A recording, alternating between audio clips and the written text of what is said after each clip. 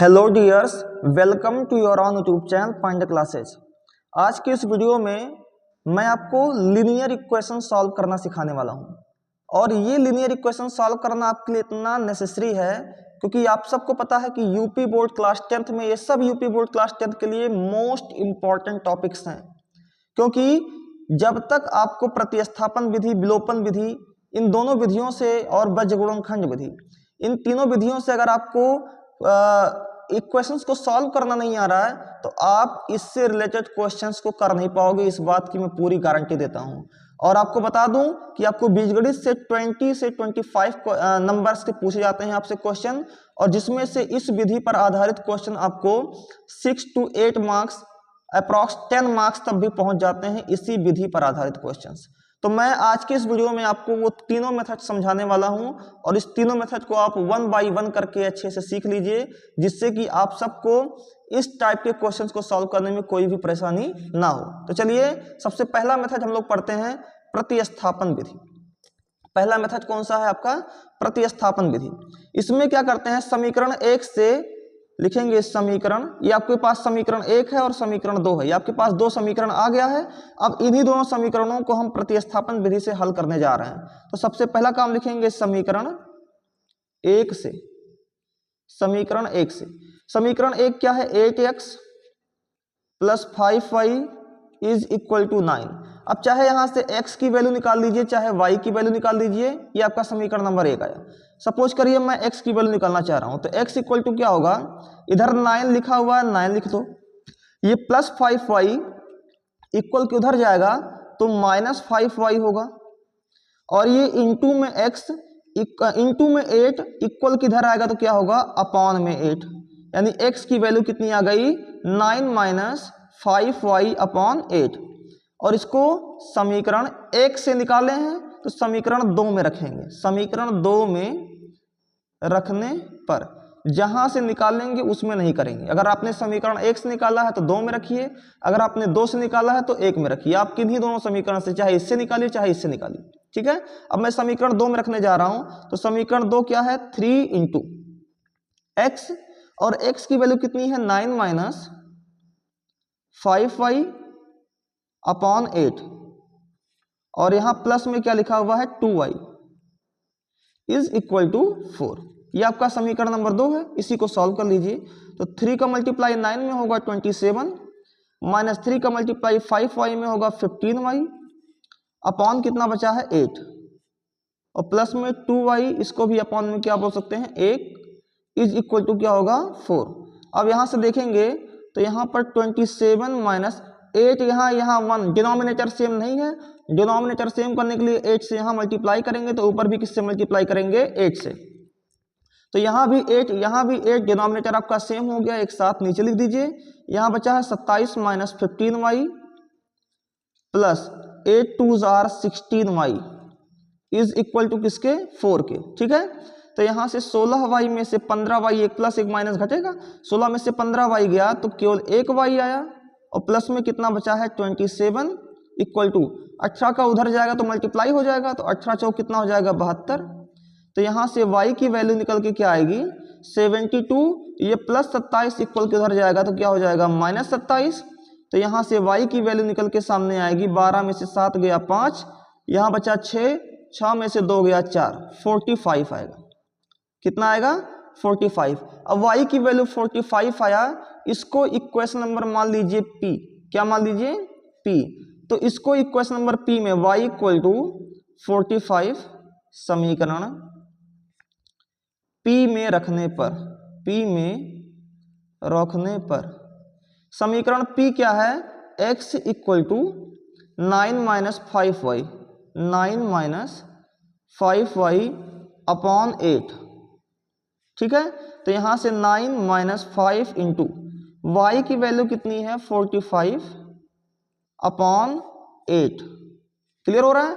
तो यहां से 9 - 45 लिखिएगा, 5 5s are 45, 5 5s are 25, और 5 4s are 20, 20 में 2 ऐड कीजिएगा 22, अपॉन में 8, और घटाइएगा तो 15 में से 9 जाएगा तो कितना आएगा? 6 आएगा, और यहाँ बचा 21, तो 216 माइनस में और अपॉन में कितना 8, 8 एक 8 दूना 16, 5 21 और 8 सते 56।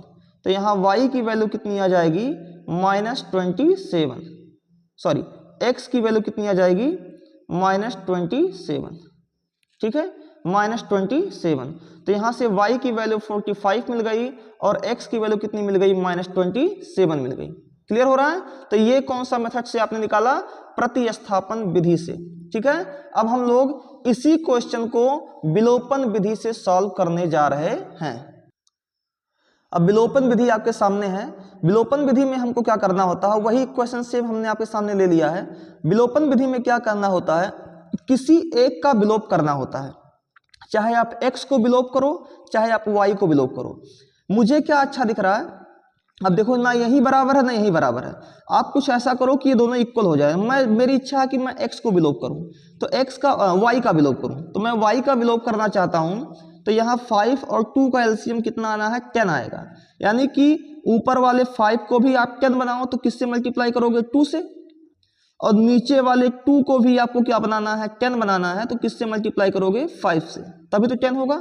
5 और 2 का एलसीएम आएगा 10, तो ऊपर किससे मल्टीप्लाई करना पड़ेगा 2 से, और नीचे किससे मल्टीप्लाई करना पड़ेगा 5 से, तभी 10 होगा।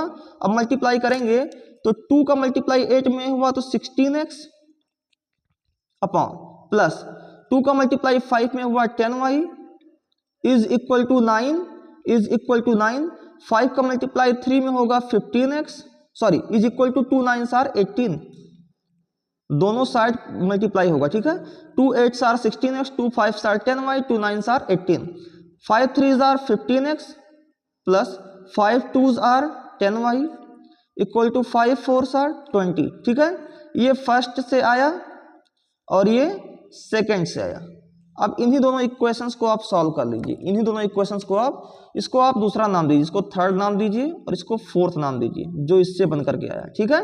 अब आप लिखेंगे, अब यहाँ दोनों प्लस में है और मुझे विलोप करना है, यानी मुझे गायब करना है, तो अगर दोनों प्लस में है तो दोनों जुड़ जाएंगे, इसलिए मैं क्या करूंगा घटाने पर, ठीक है। अगर अलग अलग सिंबल होता तो मैं जोड़ देता, तो यहाँ पर प्लस है तो क्या हो जाएगा माइनस, प्लस है तो क्या हो जाएगा माइनस, और यहाँ भी प्लस है तो क्या हो जाएगा, तो 10y और -10y ये कैंसिल आउट हो जाएगा, तो 16x माइनस 15x कितना x हो जाएगा 1x हो जाएगा, 16 माइनस 15 कितना हो जाएगा 1x, और यहाँ 18 और ये -20 तो कितना हो जाएगा माइनस में 2, so the value of x is equal to -2।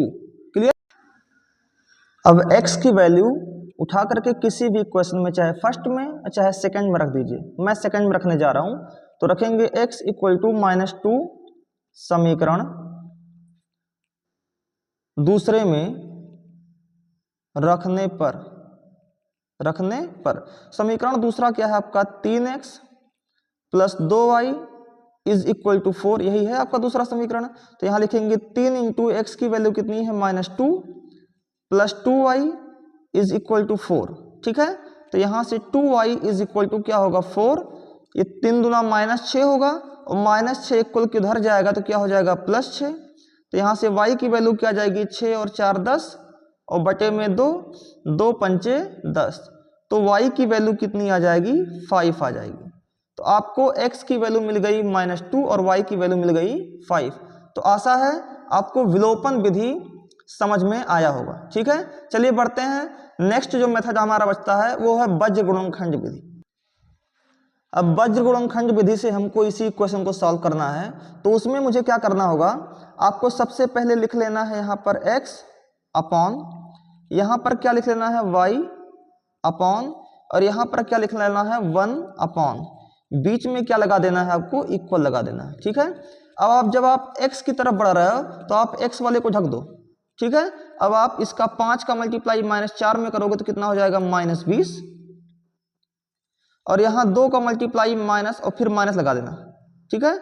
फिर 2 का मल्टीप्लाई -9 में करोगे तो आ जाएगा माइनस में 18, ठीक है। मतलब इतना गुणे इतना माइनस इतना गुणे इतना, 5 गुणे -4 गुणे माइनस 2 गुणे -9, ठीक है।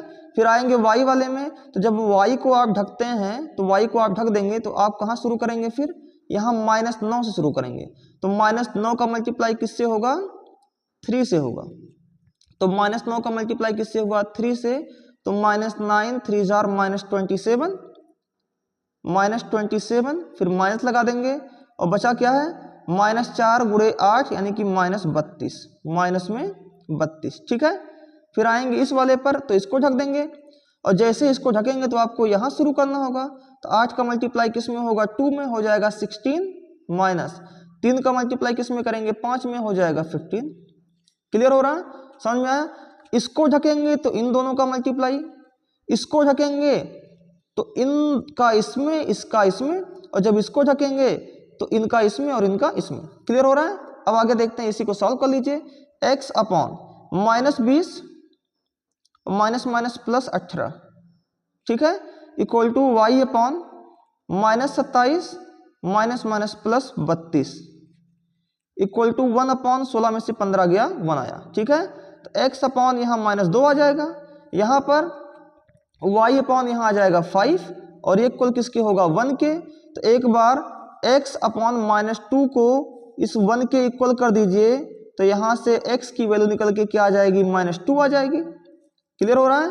और एक बार y अपॉन 5 को इसी 1 के इक्वल कर दीजिए तो यहाँ से y की वैल्यू निकल के क्या आ जाएगी 5 आ जाएगी। तो x की वैल्यू -2 और y की वैल्यू क्या आ जाएगी 5 आ जाएगी। यही आपका कौन सा मेथड होगा, वज्र गुणनखंड विधि होगा। ठीक है, तो आशा है आपको तीनों मेथड आराम से समझ में आया होगा। और अगर आपको समझ में आ रहा है, क्योंकि ये इतना इंपॉर्टेंट है कि इसी के बेस पे आप सारे क्वेश्चंस को बीजगणित में सॉल्व करने वाले हो, जो कि 25 नंबर के आसपास पूछा जाता है।